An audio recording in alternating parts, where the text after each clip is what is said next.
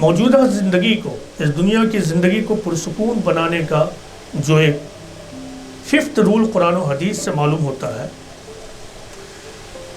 وہ یہ ہے کہ کنٹرول یور اینگر، اپنے غصے کو کنٹرول کیجئے، اپنے غصے کو کنٹرول کیجئے۔ قرآن و حدیث کے مطابق غصہ حرام ہے۔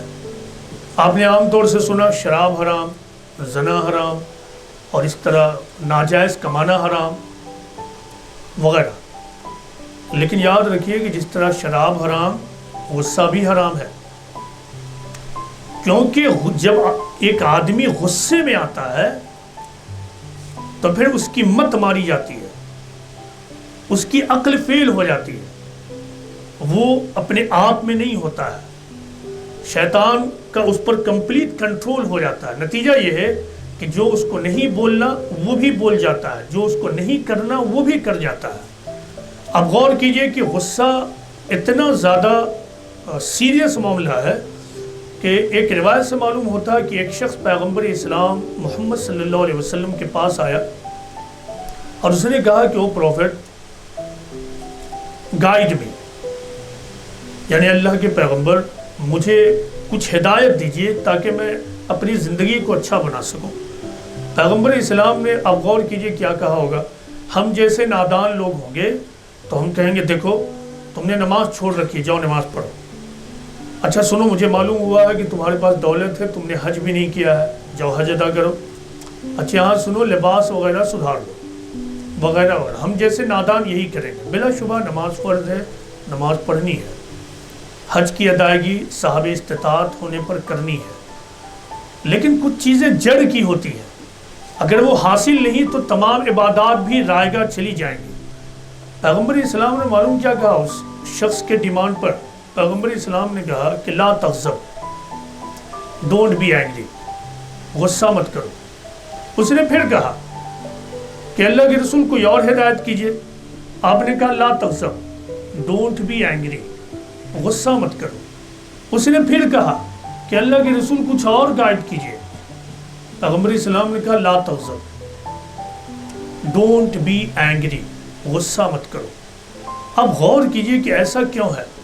ایسا اس لیے کہ ایک غصور آدمی، مشتعل آدمی، طیش میں رہنے والا آدمی، بیڈ ٹیمپر کا آدمی کبھی سچا مومن نہیں ہو سکتا ہے۔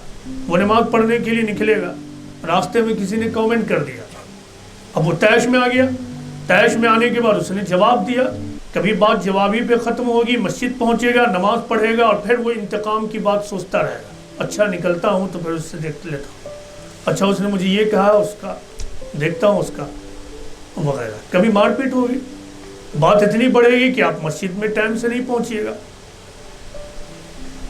یہی وجہ ہے کہ پیغمبر اسلام نے کہا کہ غصے کو کنٹرول کرو۔ ایک فلسفر نے کہا کہ تاریخ کی اکثر ناکامی غصے کی وجہ سے ہوئی ہے۔ اس کو اگر میں کہوں تو اکثر گھروں میں ہونے والے اکثر فسادات غصے کی وجہ سے ہوتے ہیں۔ غصے کو ہر مرد اور عورت کنٹرول کر لے۔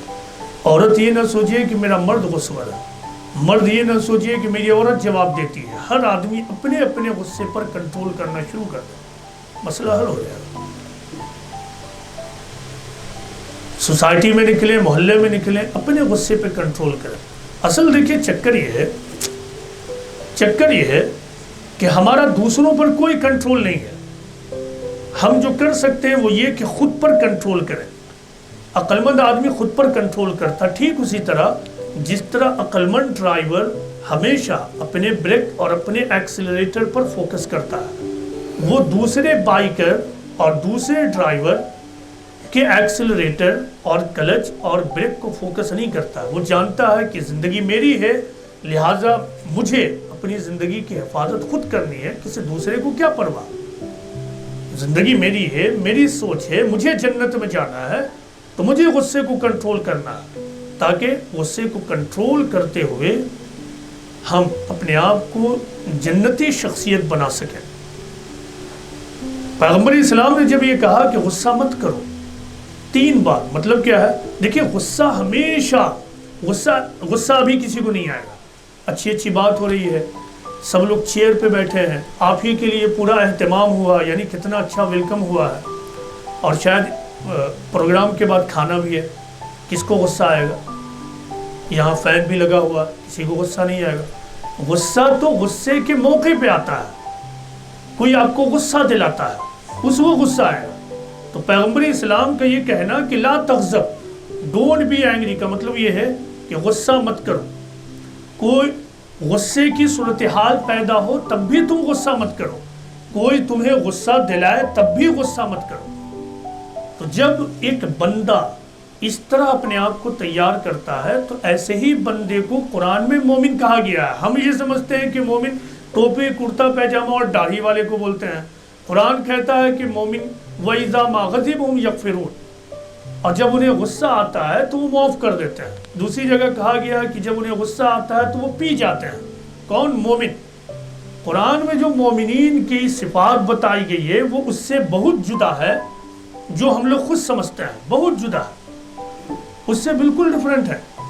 تو غصے کو کنٹرول کیجئے اگر اپنے گھر کو پرسکون رکھنا چاہتی ہیں اور چاہتے ہیں، اپنے ریلیشن کو اگر اچھا رکھنا چاہتے ہیں تو غصے کو کنٹرول کیجئے۔ جس مرد اور جس عورت نے اپنے غصے پر قابو کر لیا تو وہ دنیا کا سب سے زیادہ طاقتور مرد اور سب سے زیادہ طاقتور عورت ہوتی ہے۔ اس کا آسان ایک طریقہ تو یہ ہے کہ آپ اپنی سوچ کو اسی طرح بنائیے۔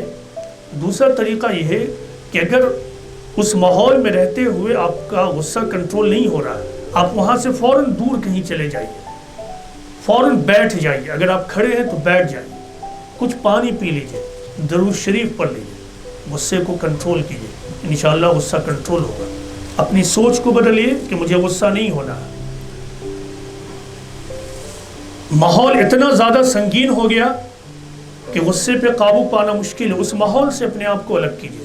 روم میں گفتگو میں غصے کا ماحول بنا، روم سے باہر چلے جائیے۔ گھر کے اندر پورا گھر ایسا ہو گیا، گھر سے باہر چلے جائیے، بیٹھ جائیے، پانی پیجئے، ہرگز غصہ مت کیجئے تاکہ آپ کی زندگی میں تلخی نہ پیدا ہو۔ کیوں؟ غصے کچھ لمحے اور کچھ منٹوں کی چیز ہے۔ جیسے ہی غصہ اترتا ہے ہر آدمی سوچتا ہے یار آج میں نے اپنے شوہر کو اس طرح بول دیا، آج میں نے اپنی وائف کو اس طرح بول دیا، آج اپنے والدین کو میں نے اس طرح بول دیا، ایسا نہیں بولنا چاہیے، آج تو میں نے حد کر دی کہ اپنے سسر کو بھی اس طرح بول دیا، اپنے بڑے دیور کو بھی بول دیا، بہو کو بھی بول دیا۔ ہر آدمی کو احساس ہوتا ہے، الا یہ کہ کوئی رذیل ہو جائے تو اس کا تو کیس ہی الگ ہے۔ تو اس نوبت کے پہنچنے سے پہلے اپنے آپ کو سنبھال لیجئے۔